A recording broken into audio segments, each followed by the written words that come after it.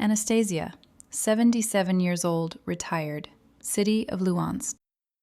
January 2022. Answers were provided in Ukrainian. What was your summer like in 2014? What prompted you to leave or stay? Summer 2014 was distressing. An occupant came to my land. I couldn't abandon my disabled brother in the occupation. But where to take him? Not to Russia and to Ukraine. Where? Is there a story of yours or your close ones that you would like to share? What struck you the most? July 2014. Heat. The air seems to have stopped. Electricity, water and communication were off. Every day starts with a trip for water with my neighbour. The 5-kilometre journey, short and endless, may expose us to militant shelling. Our path weaves through the blocks between houses, avoiding prying eyes and main roads. Returning home with water-filled bottles, we use the same cautious route. Our only transportation aid is a kravchuchka. Editor's note. Slang for bags on wheels. We carry this treasure, water. I to the 4th floor, my neighbour to the 5th. Closer to evening, militants initiate artillery shelling from the forested area, targeting civilians and their homes. People are bewildered and oppressed. Communication with relatives is absent due to the lack of network. Everyone wishes to know what awaits them, what happened to their families, where they are. We knew where ours were, but their fate was uncertain. My neighbour started to panic. She cried like a small child who lost her family. I asked, "What happened?" The tears suddenly stopped. With a face like a statue and a detached look, she calmly said, "I've decided everything. I don't want to live in constant fear and see the occupier. I'll jump from the 5th floor, and it will all be over." I said in a cold voice, "I didn't know you were such a selfish person, unseen in the world. Yes, for you, the war, everything happening here, will be over. Have you thought about your children, grandchildren, mother, sister? Your children will blame themselves for leaving you in Luhansk for the rest of their lives, because you wanted to protect your belongings, help your sister take care of the elderly mother." I did not expect such a reaction, but my speech hit her like a cold shower. I haven't heard anything similar from her since then. July ended. August took its place. The war continues. The heat stands like in a desert. There is no rain cloud in the sky, only the stench and heat from gunfire. Water, electricity and communication are absent. Gas is not everywhere. People gather together because it's better for survival, helping each other. You can immediately see the true face of people. In the streets of the eastern quarters of the city, there are almost no people, only about 100 people at the market. Some are selling, others are buying. I hear a cry. A column of Russian paratroopers on IFV, infantry fighting vehicle, is coming. Russian flags on combat vehicles. The defenders of the Russian world have rainbow smiles on their faces. The crowd freezes. They stand as if at a funeral, grey faces. They lower their eyes to the ground. Only 2 young people kindly greet the invasion. I can't stand this silence. A scream of complete hatred bursts from my chest. "Russia, occupier, get out of my city." The screech. The cannon turns towards me. The smirk of the Russian occupier turns into a grimace. On my face you can read that they shouldn't expect help here. Someone's hand pulled me with such force that I almost fell. It was my neighbour Olena. The crowd froze, expecting shots, but there were none. In my head, a plan to resist the occupier was already born. The rashists occupied my city, but not everyone submitted. The plan that matured in my head was gradually being implemented in life.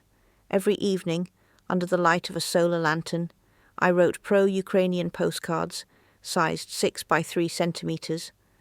Russia, occupier. Luhansk is Ukraine. Ukraine will not abandon us, and drew Ukrainian flags. I distributed this entire treasure in places where people gathered, the market, the entrances of multi-story buildings, and electrical panels. I built conversations with residents in such a way as to know whom they supported, traitors. Their data went into the list. I found out where the troops and equipment were located. My work in the rear gradually moved forward. The question arose of how to transmit this data to our Ukrainian military. Just approaching a checkpoint was risky. That's how, in February 2015, I returned from Lysychansk to Luhansk. The road at that time was long and took several hours. Next to me on the bus sat a young, beautiful woman with blue eyes. Those eyes radiated pain, separation, and sorrow. We started talking. Yes, she had seen death, blood, the ruins of homes, constant anxiety because her daughters were nurses. They provided first aid and evacuated wounded soldiers to planes, which then transported them to hospitals in Dnipro or Kharkiv. Natalie asked, "How is it in Luhansk?" I replied, "We are losing in the information field. The Russians placed leaflets on every building pillar. Russia, brother, the Russian-speaking population will never leave and will defend against Bandera supporters. Russia will help turn Donbas into a little Switzerland." Natalie, you understand. I need leaflets, and our defenders need to know everything that is happening there. Please help. Here is my phone number. Let them contact me. Tomorrow I will be crossing the checkpoint of the militants, as if God himself heard me. That evening I spoke with the soldiers of the Aidar battalion. That's how my underground intelligence work in the enemy's rear began. I refrained from getting acquainted with other voluntary assistants of the Ukrainian army who were residing in Luhansk at that time. We agreed on a method of information transmission, the concentration of military equipment, troops, and their movements through coded words, known only to the commander. This information had to be transmitted immediately, even in the presence of militants. Twice a month, I met with the commander at the base. Crossing the militants' checkpoint was very tense, and sometimes took up to 7 hours. The crowd of people could stretch for 800 meters from the monument to Prince Igor to the bridge over the Siversky Donetsk River. Description of the checkpoint area in Stanitsia Luhanska. Author's note. People moved in a column of 10 people in a row. It was a diverse crowd of mostly older people, pensioners moving to Stanitsia Luhanska, and some further to get their pensions and buy cheap quality products. Most were supportive of the occupiers, pensions in Ukraine and in the so-called Luhansk People's Republic. They hoped that Russia would embrace Donbas into its fold, just like Crimea. In Stanitsia, the commander greeted me with his team, and we went to the base. There, I presented a photo report on the completed work and received another batch of leaflets. Sometimes I asked the commander to make the leaflets palm-sized and with adhesive backing. With a new batch of leaflets, I returned to Luhansk. At the militants' checkpoint, all items from the bag were laid out on the table. Among the carefully checked items were pro-Ukrainian leaflets. Everyone was checked except for the suppliers of fruits and vegetables because they paid. They were allowed through without waiting in line. After successfully crossing the checkpoint, I called the commander from the bus. These were my words. "Sunshine, I'll be home in 10 to 15 minutes. Prepare something to eat because I'm very hungry." This way, the commander knew everything was okay. For my comrades, I bought the militants' uniforms, SIM cards, topped up their accounts, necessary for excursions into the occupied territory. I distributed leaflets in all areas of the city. Over 3 years, thousands of leaflets were distributed. The leaflets varied. There were appeals to the militants with phone numbers, urging them to switch to the side of Ukraine and fight against the Russian occupant. It was painful to see how the occupier shot peaceful people in broad daylight. In one of the summer days of 2014, in broad daylight at the intersection of Budyonny-Koroleva streets, a militant's car stopped, fired a grenade at people and continued driving, arms, legs and heads scattered in different directions. The militants did not let the bodies be covered until Russian reporters arrived. They didn't even bother looking for that car. There were many of them at that time. It was said that Ukrainian Bandero-fascists were destroying Russian-speaking citizens. Among the dead was my acquaintance. Her relatives live in Borispil. This was not an isolated incident, but everything was blamed on Ukraine. Then came captivity. How did the year 2014 change your life? My life has been divided into the periods before the war, life during occupation, captivity, and life after captivity. If you had the chance to go back to 2014, would you do something differently? If yes, what specifically?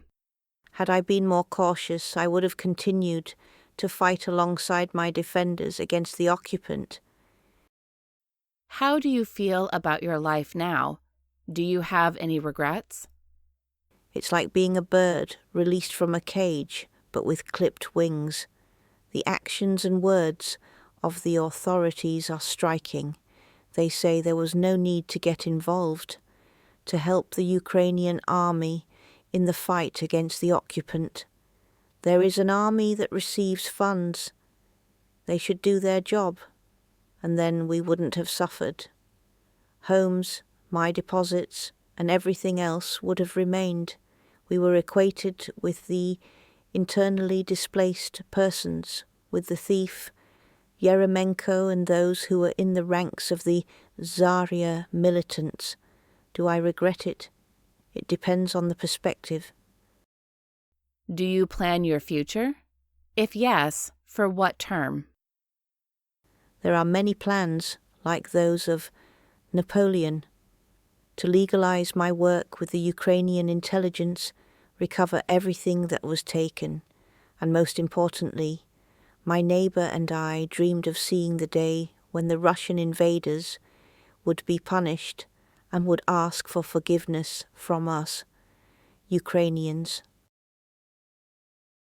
January 2024.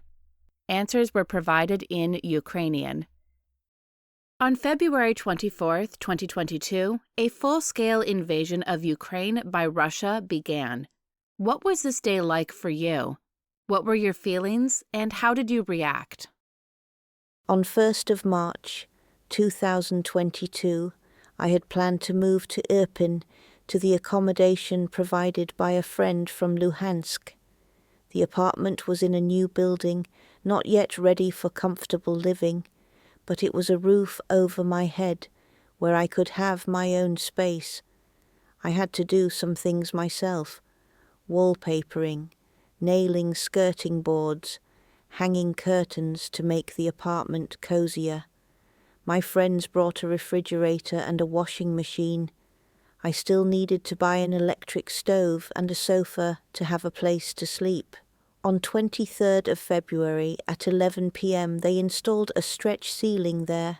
I returned to Kiev at 1 a.m. and at 5 a.m. I heard the roar of planes and gunfire. The war caught up with me in Kiev. I knew that Russia would not stop and would continue to occupy our territories because they talked about it every day in Luhansk. They said they would liberate from the Bandera supporters all the way to the Polish border, helping the Russian-speaking population. My acquaintances lived in Bucha during this time. After the liberation, the children returned there, and their mother went abroad to Ireland. We kept in touch. A person after captivity. Clarifying with the respondent, after which captivity, yours or the captivity of this person? Answer. The one who provided me shelter in Kiev had her own housing but had no pension because the documents confirming work experience were left in Krasnodon, a city in the Luhansk region, and she had no strength and health to work anymore. I stayed to help her. We lived together. With my pension, I bought groceries, cooked, and cleaned. I haven't received social benefits as a displaced person since 2021. They were taken away when I was in the hospital for 3 months, after which they gave me a disability group. After 24th of February, I was refused social benefits. At the end of May, it was possible to move to Irpin, but all the windows were smashed, the refrigerator was broken, it needed to be fixed. I replaced the windows with my own money. The Irpin authorities did not help with housing restoration. They said, "Do the repairs yourself, and after the war we will compensate." Along with other members of the NGO, SEMA Ukraine, an association of women who were in captivity and suffered gender or sexual violence, we realized that we needed to create a guide for those affected by the Russian occupier, step-by-step instructions on where to turn and what to do. Another NGO with which we collaborated, and my commander constantly recommended that I leave abroad. Were you forced to leave Ukraine, perhaps temporarily? If yes, share your experience abroad. Were you in one country the whole time? Did you move to several countries? Did you have to learn a new language, adapt to a new profession, etc.? Where are you now? Do you plan to return to Ukraine when the military actions end? The year 2023 started with illness for me, and the children of my acquaintance took me to Bucha. There I stayed for several months, and then they showed me a train ticket and said we were going to Ireland. So on the 29th of April 2023, I found myself in Ireland.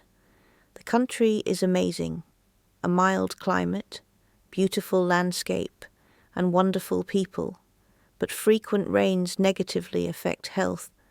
Local residents help me learn English, but it's challenging for me. Here I participate in the production of souvenirs for sale to support children with AIDS. Medical services are very different from Ukrainian ones. For example, to get an ultrasound, you have to schedule it 6 months in advance. In Ukraine, you can get an ultrasound on the same day or within a few days. I have undergone many examinations here, revealing illnesses, but this is temporary because there is no better country for me than our Ukraine. I previously lived on Cyprus for 11 years. After the war, or perhaps sooner, I will return to Ukraine. I believe that Ukraine will prevail. We, Ukrainians, need to do a lot ourselves, build factories for weapons production instead of waiting for someone to provide them. For example, when the orcs captured Luhansk, they took away enterprises and documentation, but they left the ammunition production facility. Upon returning to Kiev, it is necessary to work with other organizations to obtain recognition for those who voluntarily stayed in the occupied territories and assisted the armed forces of Ukraine. Additionally, seek lifelong reparations for women who suffered sexual violence during the occupation. What changes and transformations have occurred with you, if any, as a person during these 2 years of full-scale invasion? Currently, even abroad, you can hear their attitude towards the war. For many, the war started in 2022, and some want it to end by surrendering the occupied territories and making peace with Russia. I ask about people who have been without housing since 2014. What should they do? Are the authors of statements willing to share their homes with these people? They respond that it is not their problem, and it should be addressed by the authorities. It is shameful to hear such Ukrainians. We are losing in the information space, in Ukraine, because some think that raising these issues now is not timely. In my opinion, we must show the world what the occupier enemy is capable of. We need to do everything to make Russia an outcast country. If you could go back to 2014, would you do anything differently? Sometimes I scroll through all the events over the years that I lived in occupation, assisting the armed forces of Ukraine. Would I help again? Yes, I would help, but I would do some things differently to avoid ending up in captivity. Do you plan your future? If yes, for what term? How do you envision the future of Ukraine? I am constantly planning my actions and solutions to my problems, but the execution of these actions is not entirely up to me. Currently, a lawyer is working on the return of my deposits that the bank handed over to those who tortured me. This process may take more than a year,